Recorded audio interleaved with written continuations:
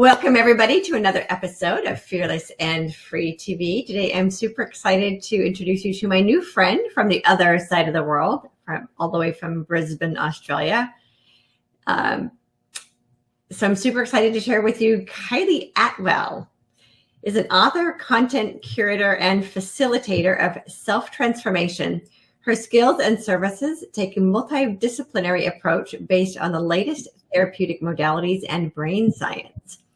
In her Brisbane practice, she conducts one-on-one consultations and energy assessments to ascertain where clients are on their journey, and then provides personalized guidance to help change the printout of their life. She also facilitates belief change, emotional release, and hands-on healing sessions to relieve stress and anxiety. And isn't that something we all need right now? So Kylie, we've been talking off camera about various things we won't get into because it's not juicy girl stuff. But I want to know a little bit about you. So tell me a little bit about you, not your work, because we'll get into that at the end. I want to know about you. What is your story? Where did you come from? When did you, because I'm assuming you had a spiritual awakening. I want to hear about that. Yeah. So tell me.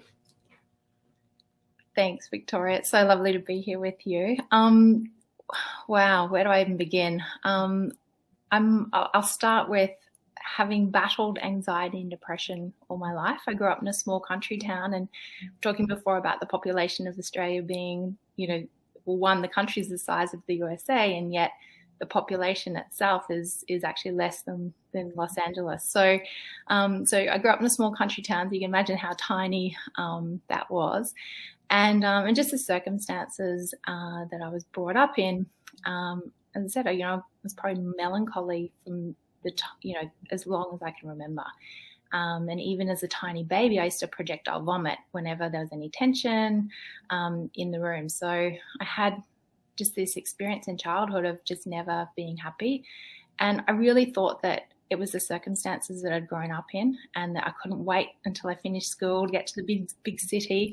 And so I've sort of kept that as a lifeline. And when I did finish school, I did move to the city and went to university. And in my heart, all I ever wanted to do was to buy my own home and just to have this little nest where I felt that I could be safe and secure. So I threw myself into my career and had multiple jobs at university and studied hard and then went to the absolute top of my career in my late 20s. And by that stage, I had actually, secured the secure and lucrative career that I was after. I was actually went and studied medical imaging technology, so a radiographer, and ended up specialising in nuclear medicine. And so I had this secure career, and I saved really hard, and I bought my dream home. I ended up buying my first car, which was a classic car, and I had all designer things and heaps of friends and this great social life. But deep down, even having acquired all of these material possessions and career, I was so miserable and unhappy, and just I felt completely hollow and empty. And that was just heartbreaking, because here I was having put all of my effort into, acquiring all the things that I thought would make me happy, and I was bitterly disappointed when I got to that point when I literally could tick off all those items on my list. So I truly thought that I was broken, and there was something wrong with me fundamentally as a human being, because you've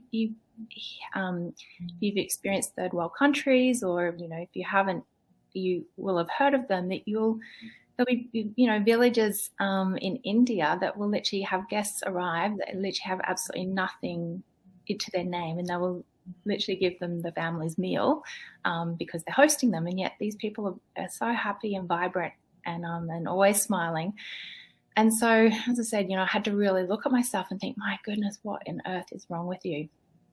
So that was in my late 20s.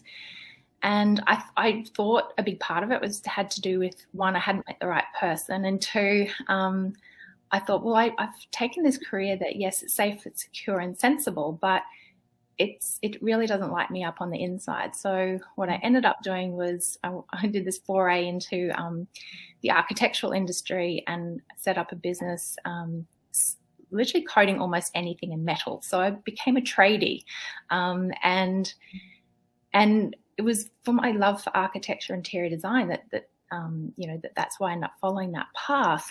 And for the first 6 to 12 months, everything was amazing, and I got to be creative with my hands and mix with all these phenomenal artists and designers and architects. And but then when all of the challenges that a small business owner faces started to kind of pile up, that's when the glitter and the shine started to wear off that career. And in the end, it literally became a chore, because one, I realized now in hindsight that it was actually, I'd followed a passion rather than my life's purpose. And so because I'd sort of, over-identified with that career, I literally poured all of my money and resources into that career and kept it going, limping along for 6.5 years before I finally ripped the Band-Aid off and ended up closing that business. And so that was when by this stage I'd found Prince Charming, and then that had fallen apart, and so I was kind of back to square one. I almost felt like I was back to, it was actually almost worse, because I had followed my heart and embraced a passion.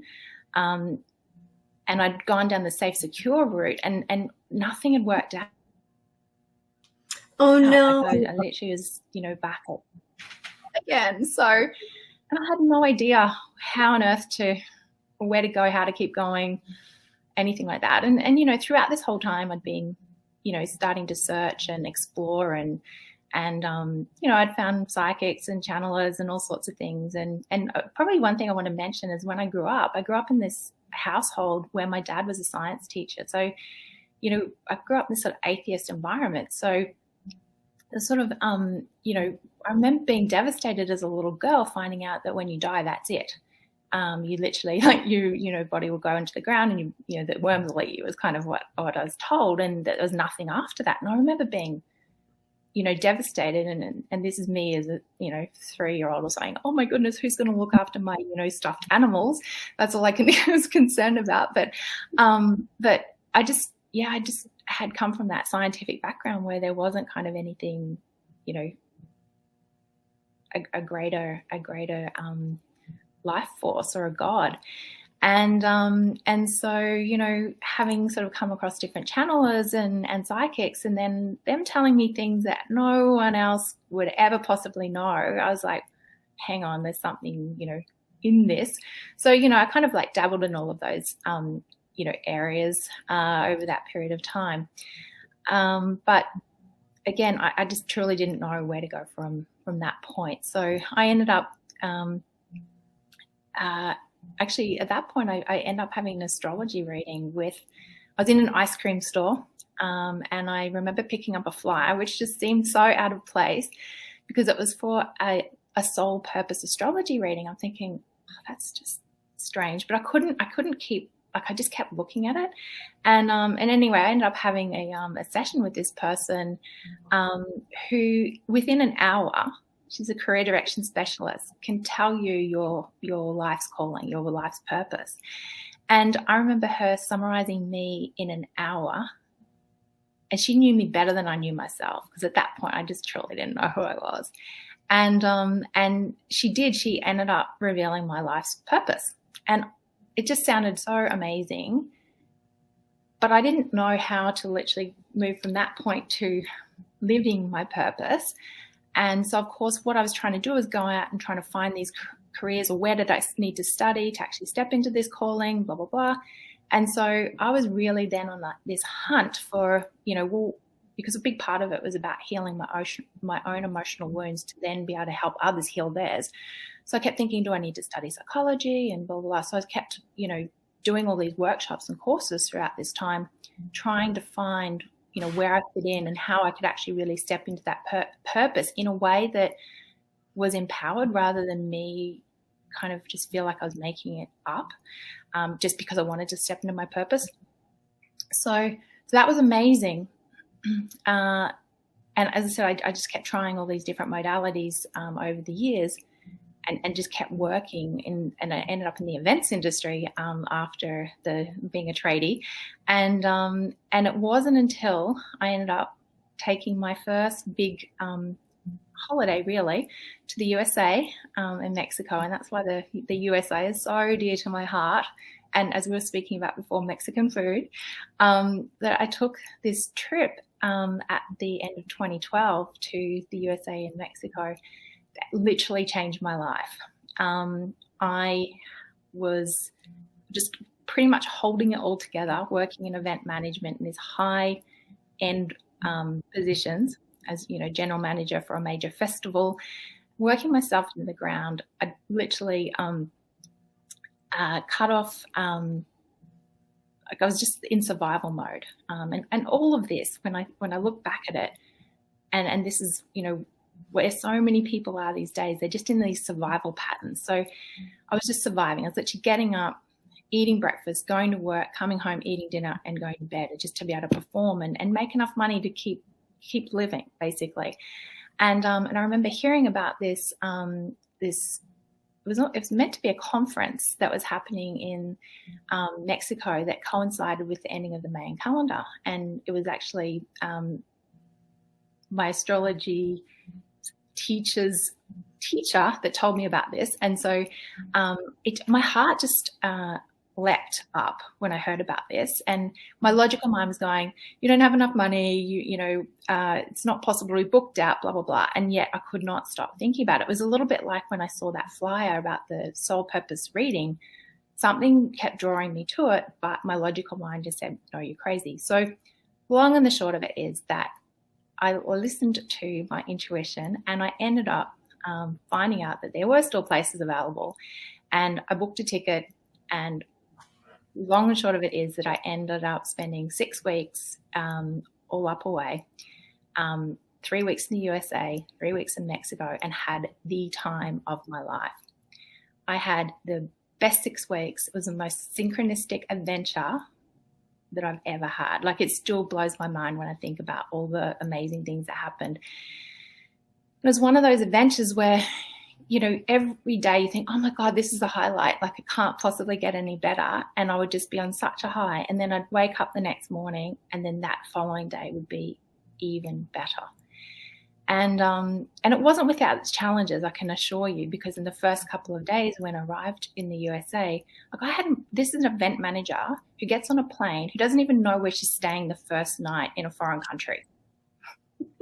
The only part of my trip that was booked was the actual portion in Mexico. I didn't even have flights from, the USA to Mexico. I didn't even know how I was going to get there. And a big part of it was because I was so busy in the lead up to it. But I also hadn't found anything that really resonated. Like, I just didn't know who I was or what I wanted to do. All the things that one typically hears of about the USA, like, going to Hollywood and going to Rodeo Drive and Disneyland, like, none of those things were really resonating with me. So I just kind of didn't book anything or plan anything. So I literally did not make any plans, and I'm so grateful now with hindsight, because that was where the magic all happened. So the first couple of days I had a meltdown because I just kept thinking, this is ridiculous, you've wasted all this money, you have nothing planned, you don't know what you're doing. And when I got over myself, after having been talking to myself, I finally sort of made a bit of a plan of how I could get from LA to Merida in Mexico without doubling back, and maybe doing some things that I kind of thought that I might want to do based on what people had told me in the past. And so that's where, when I got to that stage and just relaxed and let things unfold and just let the day happen without any expectation, I just kind of started, set my course for the day, synchronicity after miracle unfolded. And the one thing that I knew before I left Australia that I did want to do, aside from the Mayan ruin part of things, was I really love architecture and design, as I mentioned before. And one thing I wanted to see was Frank Lloyd Wright's home, Falling Water. Well, it's not his home, but it was the famous building that he designed, and I really wanted to see that. Fast forward, I had the window to meet someone, and the window is about half an hour long, who ended up gifting me a trip to Falling Water in the last few days that I was in the US. I didn't even know that anything like that was going to unfold. Like, it was just, as I said, the most miraculous journey. So that kind of was a real spiritual awakening in terms of I've been living life, looking for the answers, hitting brick wall after brick wall after brick wall, and nothing was ever flowing, to having this 6-week journey where, I kid you not, every day just got more amazing and more exciting. And as I said, best 6 weeks of my life come crashing back down to earth when I returned to Australia. I didn't have a job to go to. I couldn't even go back to work because I didn't even know what that would look like. I could not go back to the life I'd been living before that adventure. So I was a bit of a mess, to be honest. And I said, okay, what was it about that trip? And so I started to kind of analyze it and break it down. And I said, I'm going to give myself 3 months to actually try and recreate what happened on that trip in my day-to-day life. And all I wanted to do, of course, was go traveling again. But I knew that that was complete escapism. And so instead, as I said, I probably sat and cried for 2 weeks because I truly didn't know what to do with myself. And what I realized was that underneath all this busyness that I'd been creating in my life and running these survival programs, was all of this grief, particularly from my childhood. And it's because I just didn't know myself. So I literally cried for two weeks. And then I kept thinking, okay, well, what was it about that trip that was so incredible? And part of it was definitely the content that I learned when I was in Mexico. So I started there. And I literally just kept breaking it down. And I was actually with Greg Braden. So I'm not sure if you know who that is, but he's an amazing, scientist and spiritual teacher. And so that's who I was touring with when I was in Mexico. And his content is just mind blowing. So when I finally got onto YouTube, I thought, right, I just listened to some of Greg's lectures. And so I did that. Instantly, I just felt better. And so I kept listening to Greg, and then I ran out of Greg and I was like, oh my God, what am I going to do? I thought, okay, I know Greg often presents with Bruce Lipton. So I jumped onto Bruce Lipton's YouTube, and it literally went on and on and on and on and on. And as I was listening to people, I thought, I can't just sit here listening to people. Like, this isn't getting me anywhere. Like, there was a big part of me that was absolutely and thoroughly enjoying what I was doing, sitting around listening to these lectures. But this old guilt program was going, this isn't getting you anywhere. How are you surviving? You're not making any money to feed yourself or pay the bills or mortgage or whatever. So I had this, this war going on within me. And so I thought, okay, well, I've got to be productive. So why don't I do something with my hands while I'm listening to these lectures? So I literally started knitting. So I was knitting and listening, and I was like a pig in mud. I was so excited. And then I actually happened to venture out of the house finally and sat in the park and listened and knitted. And as I said, I couldn't have been happier. The crazy part is that after having searched, and I kid you not, for around 14 years, trying to find what my purpose was and why life wasn't working and all of that stuff, just by giving myself the space to explore what I was drawn to moment and really allow myself to just, feel what was feeling good and follow that, I found all of the tools and resources in it, because I extended the 3-month period to a 6-month period in the end, that allowed me not only to fully own and Narelle had already identified my purpose, but I actually truly owned it. And then I learned all about the subconscious mind and the power of the subconscious mind and all about childhood programming and things. And so I actually just came across all of the information that I needed to actually allow me to completely overhaul my life. And so what I did was, in that sort of second 3-month period, I started implementing those changes. And I got to the point where, I shifted so much in the way of subconscious programming and even trapped emotions that I'd been feeling over all of that time, I just finally felt like I was maybe even in control again. Like I wasn't, I was still definitely caught up in survival programs, but not so much. And I just thought, oh my God, this has just completely changed my life. I want to share this with absolutely everyone I can. And so that was the next step, was like, well, how can I do that?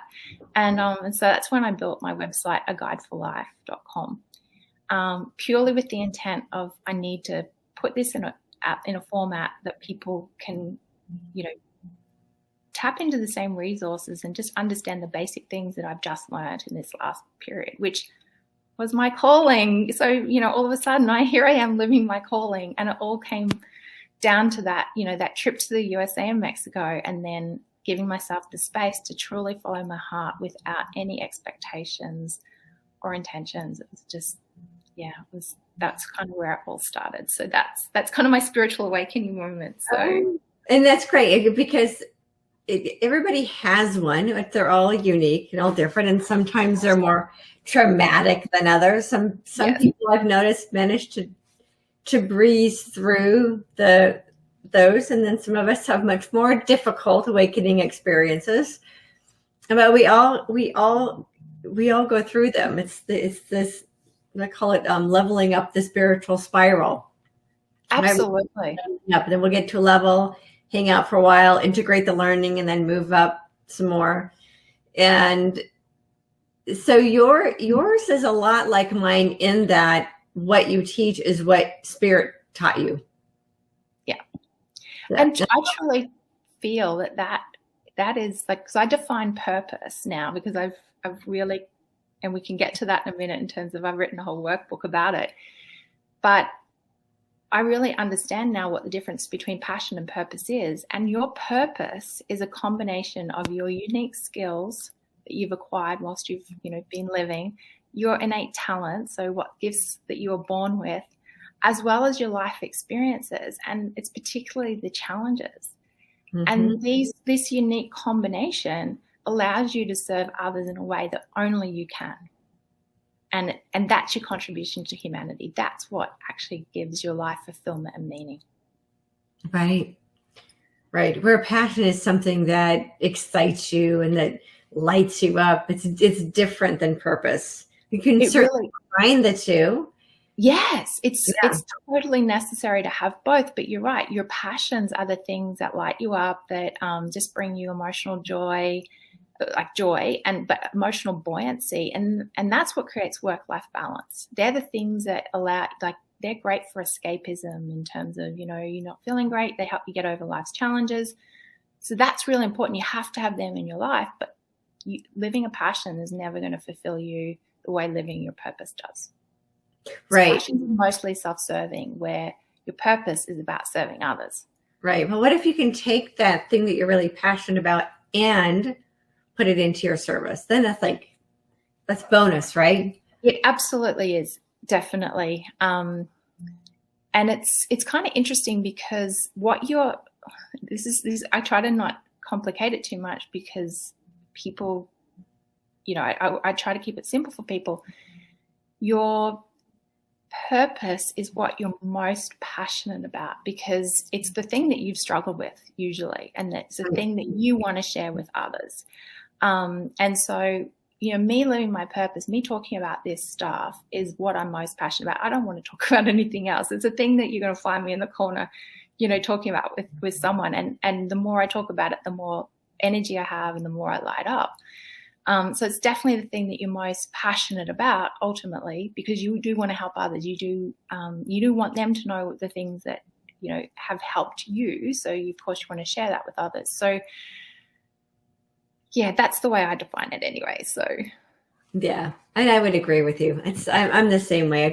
We could just sit and talk about it for hours, because that is the thing that lights me up. Yes. Right. So absolutely. That is for those of us who are teachers, and you're a teacher. Yes. Yeah. That we get energized by the conversation itself.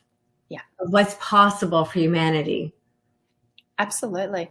And also too, I think for me, it's when I see the penny drop for someone, oh my goodness, that just, because you can say something to someone and they'll be like nodding and yes, but that hasn't clicked yet. And it's when that clicks for people. And that to me is just like the most exciting moment, because you go, oh my goodness, okay, I know that there's just been this inner shift for this person, and they'll never be the same. They'll never, go back to where they were. And that's just the biggest gift of all for me anyway. Yeah. Yeah. I call that when you see somebody just light up. It's like, oh, you see the information go from here, right? It's just sitting up here and they're trying to understand it. And then it comes down and it sits in the heart, and then it anchors, and you can see when it actually integrates, and they kind of go, oh, yes. And like you said, then they're never the same because they have, and this, the way that I've explained it to people is what it feels like is remembering what you already know. It's so true. So you no longer have to try to figure it out. You just get it. Yeah. To me, the way I think of it is it goes from being theoretical to full embodiment. And when it's theoretical, you kind of still have to go, oh, and hang on, what was it again? And you have to go back into the mind. But when it's like embodied, you just know it. You don't have to think of the theory anymore. It's just like, it's done. Yeah, absolutely. So your primary purpose, it sounds like, is helping other people find their purpose. Would that be accurate? Yeah, I think it kind of even goes beyond that. I think purpose is a part of it, for helping them find that. But a big part of it, as the way it was defined for me by Narelle, the person who really nailed my life's calling, is about helping other people overcome like their self-worth issues, and to really become, self-empowered, self-confident, and to be able to go out and be a full expression of themselves. So as a part of that, it's about identifying, their purpose, their life's calling. But also too, it's about overcoming all of those survival programs, them not feeling worthy or good enough, as well. So it kind of, it's all rolled into the one, and that's essentially where I'm at. So beyond the website itself, so as I said, I created that because I just wanted to create a free resource for other people, so that they could, if I could have a conversation with someone and then say, hey, look, just go and read my website. You can spend hours on there, linking from one section to the next, and just really explore to your heart's content. As I said, it was going to save me a million conversations in terms of getting the information out there. But what I found with that was the website was really well received. And when people stumble across the site, like I'll often see from the analytics side of things that I might spend a good half an hour on there, sort of flicking through 18 pages. And then the next day I can tell that they've come back again and again. So getting a lot of value out of it. But what I really found was that people needed a little bit more hand-holding, and that they needed to understand the journey in a more step-by-step approach. And so that's when I started working on the Build a Life You Love Workbook series, where I actually break the journey of self-transformation down into 7 stages or phases. And it's sort of, you're never going to go from, start to finish, but the way to be able to teach it, you need to do it in a kind of a sequential way. So that's what I start with is, first, what's going to give your life fulfillment and meaning? It's identifying your life's purpose. So I start with, well, how do you do that? And so the workbooks aren't just books about why it's important. They're actual workbooks. They're for people who are really serious about doing the inner work, and it actually walks you through the process step by step to identify your purpose. And the book's made up of 5 activities that consist of 25 questions. So you're asking the question, you're finding the information from within. So it's about going within and answering those 25 questions.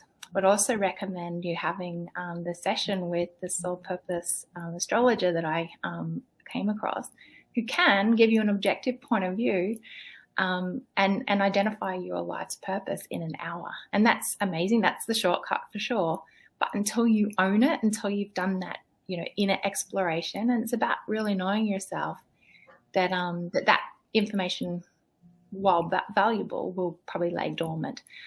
So it's the workbook really helps you to, again, find the answers within, as well as an objective point of view, to make sure you're kind of definitely on the right track, so that you're not going off and just following a passion. And so it's that combination of the two that will then actually give you the confidence to actually go, right, this is my calling. Now, how do I start to, take steps in that direction? And so that's the first workbook, and the rest of the workbook series really is actually about reprogramming the subconscious mind, and how do you do that?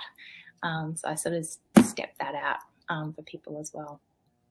And how did they find the workbooks? Are they on your website? They're on my website, but you can also find obviously just through Amazon. So Find Your Purpose, Change Your Life is that one. If they Google my name, it's probably the easiest way to find it. And then I've just finished writing the second one, which is being formatted as we speak, and it will go to the global distributor, I think, early July. So it should be out in about mid-July. And that one is actually called Imagineer Your Ultimate Future. And that's about bridging the gap between your current reality and the life of your dreams. And that's all about using creative visualization. So once you know what your life's purpose is, it's about using creative visualization to understand, well, what do you want your life to look like? Because most people don't actually really design their life. And, we end up living by default because of all these childhood programs that we receive. So we never really take the time to consider, well, what do I truly want to experience in life? And then try to start shape life around, those concepts. And so with this, it's about using creative visualization, because the brain actually doesn't know the difference between a real and an imagined event. And that's why a lot of, even movie stars, or, often I think it probably started off more in the professional athlete line of things, where they'd actually imagine the winning shot, or the moment they're crossing the line, and that moment of victory, where they're actually celebrating that victory in their mind. And they've done scientific testing where, even imagining yourself lifting weights versus someone actually lifting weights actually develops a comparable increase in changes within the body, doing it visually versus, physically. So they're starting to understand this now, this concept, and study it scientifically. So essentially the second workbook is all about creating the vision for your life and actually becoming your future self through the different activities that I prescribe. So in workbook 2 is 9 activities. So I help you flash out a framework, and it's about creating a vivid and emotive framework, because it's actually the emotion that draws all the experiences and the people and the opportunities to you, rather than you going out and having to find it. So when I was talking before about I'd spent 14 years looking for, what was going to change my life, and literally going out hunting for it. But the minute I actually started to change from within and actually embody the feelings, that's when the information came to me. So it's a completely different way of operating within life. So it's about making the changes from the inside to then have the experience on the outside. And I think of life as this giant, the most amazing projector screen that was ever invented. Mm. And it's like a feedback system. So anything that's happening in your life, if it's positive, that's fantastic. Keep doing the things you're doing to actually, continue down that path. But if there's, things that are popping up in your life that you're not enjoying, or repeating the same pattern, it could be, that every job that you get, go sort of employed in, that you end up with the same type of boss, or it could be the type of relationship that you're in. You end up with the same person but with a different face, even weight loss. So all of those things, to make real and lasting positive change in your life, it needs to come from within. And what I've understood from the journey that I've been on is that it's your predominant thoughts, how you feel moment to moment, your subconscious beliefs, and the actions that you take that actually create what happens in your outer world. So if you want to change your experience of life, you've got to change your thoughts, shift your emotional baseline, reprogram the subconscious mind, and take actions that are in congruence with who you are at your core. And so I was speaking to Victoria earlier about the framework that I'd love to share with the audience. And it's super simple. It's a framework that will identify the different practices that will allow you to quieten the mind, and I'll come back to that in a moment, to harness your mind in positive and productive ways. Because if you can't quieten the mind, well, then let's at least harness it in a way that's actually going to be helpful and not spiraling into negativity. How do you practice emotional self-management? What are the things that you can do to lift your your passions, and embracing your passions to actually lift your vibration to a higher level? But not only that, it's a big part of it's about what emotional release processes can I do that will actually shift my baseline permanently. So if you're being weighed down by your emotional baggage, you want to be able to release that so you actually shift to a higher emotional baseline, and then add the things that you love into your life to actually shift it again further. So it's about becoming a match to the future that you want to create. So when you're completely in alignment with that and operating in an emotional state that is equivalent as if you're already living that life, that's when those opportunities come to you. So how do you practice emotional self-management? How do you reprogram the subconscious mind? And a big part of that is actually releasing the trapped emotions. But what processes are out there that allows you to shift your subconscious beliefs very quickly, rather than just using repetition, which is how we can program the subconscious mind. So there's different super learning techniques such as neuro-linguistic programming, EFT, kinesiology, those sorts of things. Psych-K is the one that I'm familiar with, and that was introduced to me by Bruce Lipton. So that's a powerful process to seed a new belief directly into the subconscious mind in a language that it understands, and that only takes a couple of minutes per belief. Believe me, I've been busy. I've been releasing so many trapped emotions and seeding hundreds, if not thousands, of new beliefs into my mind. But also allows you to, once you've created the vision for your life, you can actually seed that entire vision directly into the subconscious mind as well. So that's another reason for obviously learning Psych-K. And then the last part of the framework is how do you, what actions actually lead to real and lasting change? So obviously, managing your thoughts, feelings, and beliefs is one part of it, but also making physical changes to your life so that you are actually living in alignment with who you are at your core. And it's about, not doing things out of guilt anymore, not participating in activities you really just don't enjoy, but it's socially acceptable that you do them anyway. So it's about really cleaning up your life, doing a complete audit of your life, and actually going, well, hang on, if this is who I am and this is where I want to be, why am I still, sort of acting out these old behaviors that aren't in alignment with who I am? So that's the framework, as I said, I'd love to share. And most of the content in that framework, it's about 15 pages long. It's all free. It's a big part of my work is about making self-transformation affordable and accessible for everyone, and just really just giving you the key, or the framework, the key outline of what will truly lead to lasting change. Because the processes that I use might not be the same for you. You might find others that are far more resonant with you. So it's about you just subbing those in, but at least you know kind of where you're going and what you need to do. And that's the beauty of it. So as I said, most of it, most of it's things that you can do yourself, and very simple practices.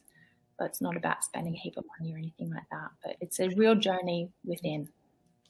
Yeah, and all transformation is. Mm-hmm. And that's one of the issues I see, that people try to change their lives from the outside by changing their actions. Yes. But actions always stem from beliefs. So if you haven't done the inner work to change your beliefs and to change your emotions and change your subconscious mind, the actions won't be they'll be futile. If you Exactly. They may work, but you won't find the happy in them that you think those actions are going to provide. So the actions, the physical work has to coincide with the emotional and spiritual work. You can't separate one from the other. The whole being has to be involved in that process. Absolutely. And body, heart, and spirit. It's all got to be involved. It's impossible to separate any of them out. You can't, it's like going to the doctor and getting medication for an illness, and then you don't change your eating habits. So it's futile. The actions don't match the desire. Exactly. And the only way that the actions are going to shift, for example, if it's about your health, is if you deal with the underlying beliefs that cause the disease to begin with. That's exactly right. Yeah. It's amazing. And when you understand this, it just changes your whole world. It's because, if you're out there running around madly taking all these actions and just getting more of the same, it's so frustrating, because you're like, but I am trying, I'm doing all of these things for myself, but they're futile things, as you were saying. So yeah, when you understand that it's all about the inner work, and then, okay, well, what is that inner work, which is what I've really tried to break down for people as simply as possible. Then honestly, that's when the world is your oyster. That's when life completely changes. And, believe me, I am still very much work in progress. And, I think you always are. And one day, if I spontaneously combust, Victoria, and you never hear from me again, you'll go, oh, she got it. She got every single last bit. So yeah, I'm constantly having to put all of this into practice myself all the time, but and it's so easy to fall back into those old habits, because that's kind of what you've been doing your whole life. But the minute you become aware of it and you just go, oh, hang on, now I get what I'm doing, and you go back to doing that inner work, it's amazing. It's so much can happen from just being internal. No actions really happening from the outside. You do all the inner work, and then doors that were just not even there before can suddenly open. Yeah. The other thing too I was going to mention is that for people, if they're not feeling like they're succeeding in life, sometimes we're not succeeding because it's what we're not supposed to be doing. Absolutely. So we can do all the inner work. We can be out there making the phone calls and pushing the pavement and doing everything. Mm-hmm. And also believing and have done all the inner work to go with it.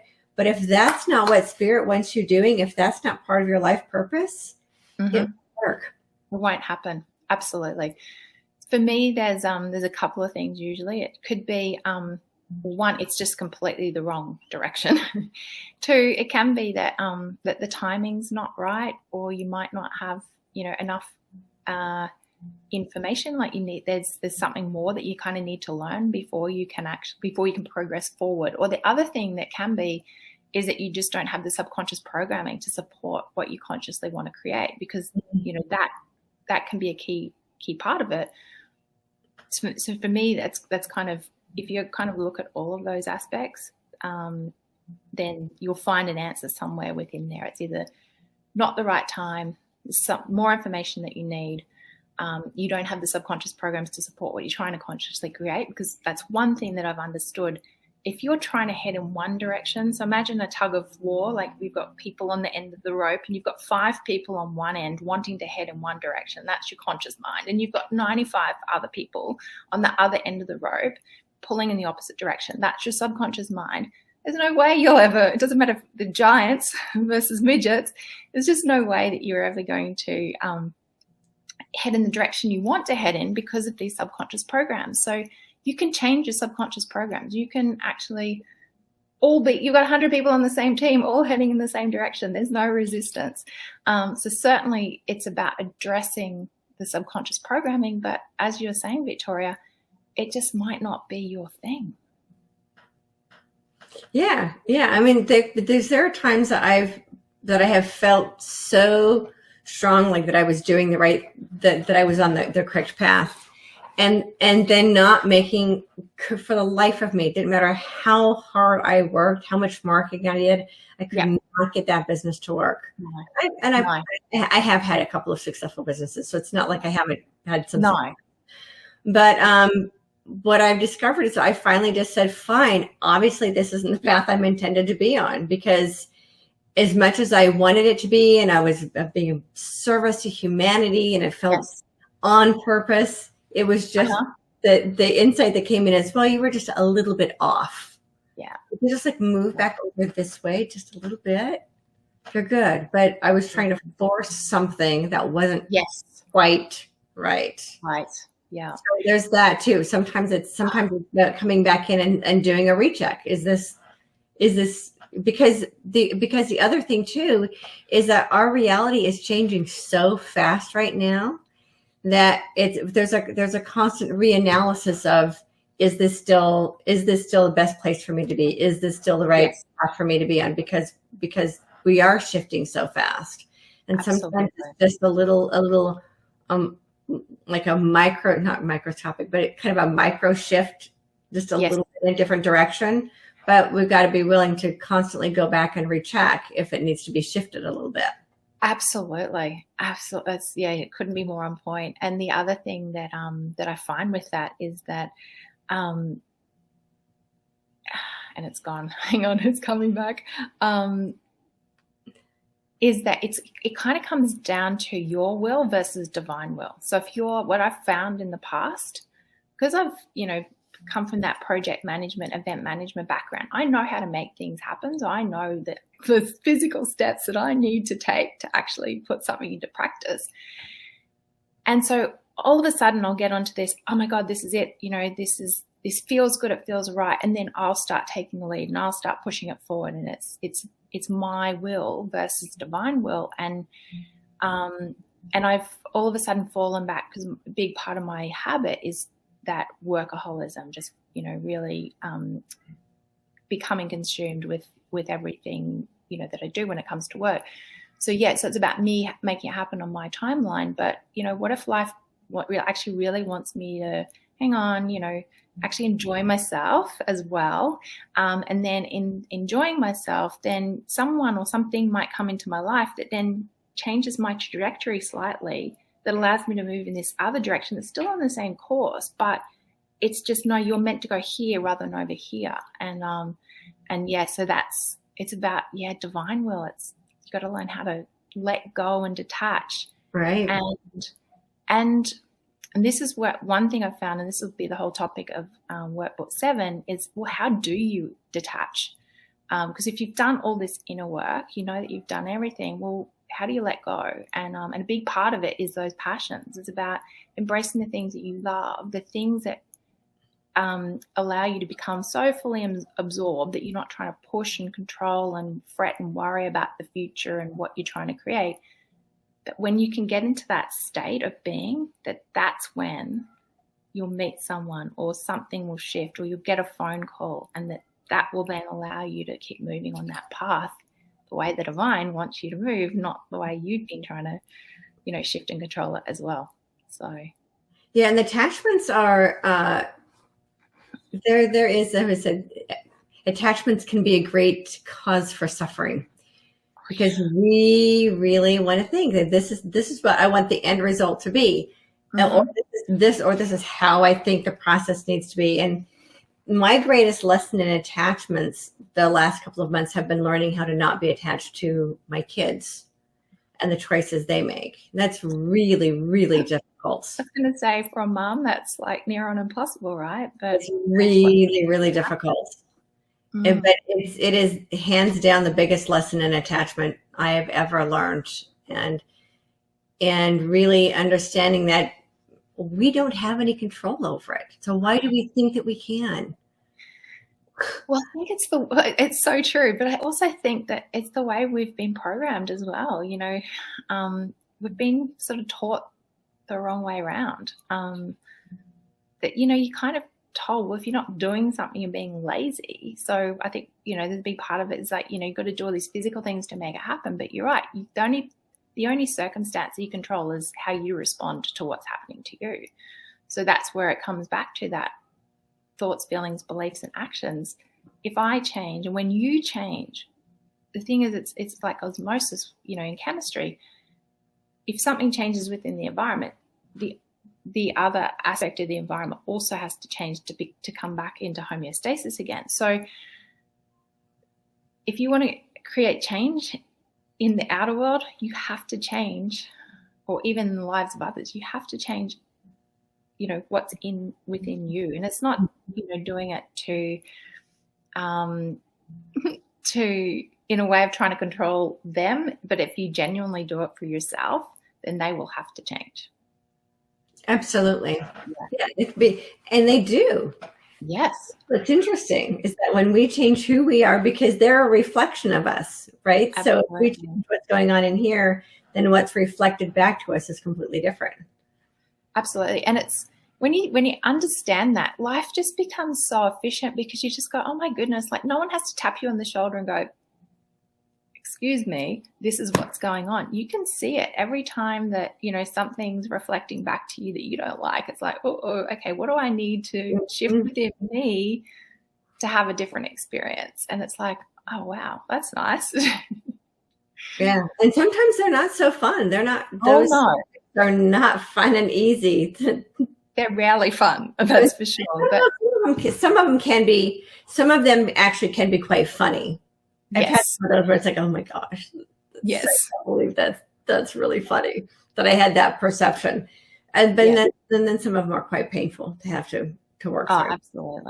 Absolutely. But when you understand, at least then you have the tools. You know what you need to do to shift it. Where, as I said previously, I was taking all these actions, having no clue what I was doing and what would lead to change, and then ending up in the biggest mess ever, like making more of a meal of it than what there was. So having those tools are just so powerful. Absolutely. And life altering. That I always tell people all the time, it's that it is so worth the effort. Absolutely. It is so worth it. And it's not uncomfortable, and it is uncomfortable, and yes. And it's not easy, and disbelieving what you've always believed and changing your subconscious mind. And a big part of it is accepting that a lot of what you've always believed simply isn't true. Absolutely. That's really, really difficult for a lot of people to have to peel off. It's like peel off all the layers of false beliefs to get to who you really are. And that takes work. That takes a tremendous amount of self-compassion. Yes. Self-reflection. Self-reflection and self-forgiveness. And because ultimately it's all about the relationship with ourselves. So it comes down to all that self stuff, to realize that everything that's wrong with the world is actually what's inside. Then once we process all of our own stuff, then we can see the world from a completely different perspective. Absolutely. And life becomes so much more beautiful, colorful, richer. And you're right, like it's not without the pain. There's so much, it can be such a painful process, but in hindsight, I was living in more pain, living the other way constantly than what the pain that was and the work that was involved to get to this point. So, and as I said before, it's not like I, have days where I'm just, I still have those moments, but it's about working through them and knowing that you can work through them, that there will be light on the other side, and that it's just a matter of just doing that inner work that will shift it and release it. So Yeah, and that's it. So it is the process is painful, but Yes. it's not like living a life.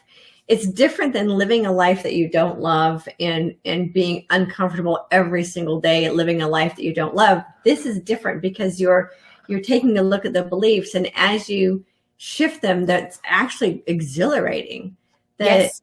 The freedom that the internal freedom that comes from no longer being attached to those false beliefs is so well worth the effort. It might be painful in the moment while you're doing the work, but when you've processed that particular belief or whatever that is that needs to be processed, it's euphoric.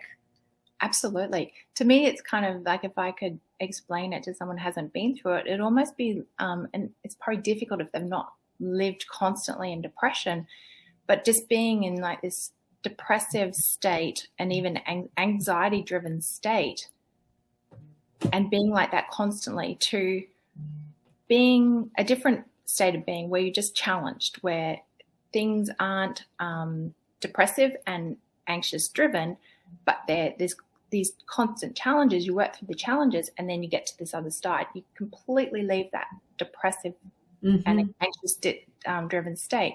Yes, there's the work involved because of these challenges, but the minute you've stepped through that next growth spurt, the end of it on the other side is as you said, euphoria. Yeah, and you can't go backwards. Once you have the tools, I mean, it's not that depression and anxiety never show up again, because they do resurface. But the difference is you have the tools to be able to navigate it, and you recognize, oh, here you are again. Well, we'll work on it again. Yeah, it's not constant. It's about, yes, it may show up, and you need your emotions. You need all of your emotions to understand where someone might have stepped over a boundary, or actually, no, I don't like that. Like, you need those emotions to be able to experience, or kind of, and they say, judgment's not a great word, but it's about, your emotions are actually really like a feedback system as to, where you sit with something. And so listening to those emotions, like, okay, well, if someone's overstepped the boundaries, what do I need to do to put in place for that not to happen again? So yeah, you certainly need those emotions. You're never going to be always in euphoria, but they're about allowing you to discern, where you're at, how you're feeling, and what changes you need to make. Absolutely. Yeah. Well, it has actually been an entire hour. Can you believe that? We could keep talking for forever. So we are going to need to say goodbye because it has been an hour. Yes. And thank you so much for being here, for sharing your gifts, for sharing your wisdom, and for being the service to humanity that you are. Thank you. And I look forward to someday when Australia opens back up, I will come and see you. You must. You're absolutely most welcome. And because of my experience back in 2012, I've been to America, I think every second year since then, and it is a place that is so dear to my heart. To be honest, it's the place I feel the most at home at, and so. Yeah, America really resonates with me. I have so many friends there, probably almost more than I have here. And so you will definitely see me in the States some point soon when the borders open up again too. So, oh, that would be lovely. Yeah. Lovely. Yeah. But thank you for being here. Again, thank you for being who you are and for your gifts that you bring the world. And until the next time, because I have a feeling that we might be talking more.